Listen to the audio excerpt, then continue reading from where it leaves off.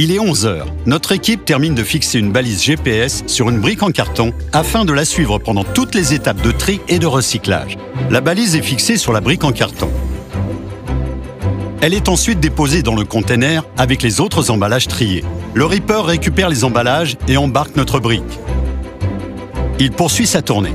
Une fois sa collecte terminée, il se dirige vers le centre de tri, situé à 18 km de là. Grâce à notre balise, nous suivons notre brique à la trace. Le camion arrive dans le centre de tri. Les emballages collectés sont pesés, puis déchargés. Les briques alimentaires vont être récupérées grâce à un procédé automatisé qui mixe le tri mécanique, le tri optique et un contrôle qualité manuel permettant ainsi de séparer la brique des autres emballages. Elles sont ensuite regroupées entre elles pour être compactées, puis rassemblées en balles. L'étape de tri est terminée. Direction l'usine de recyclage Papetière.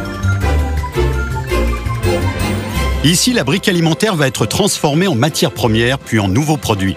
Après un contrôle qualité, les balles sont déposées sur un convoyeur pour être déversées dans un gros mixeur, le pulpeur. Cette étape de brassage en présence d'eau permet de récupérer les différents matériaux qui constituent la brique. D'un côté, la fibre carton, composant majoritaire des briques, sera transformée en pâte à papier, puis égouttée et séchée pour redevenir du papier, qui servira à fabriquer de l'essuie-tout, du papier toilette ou encore du papier d'essuyage pour l'industrie.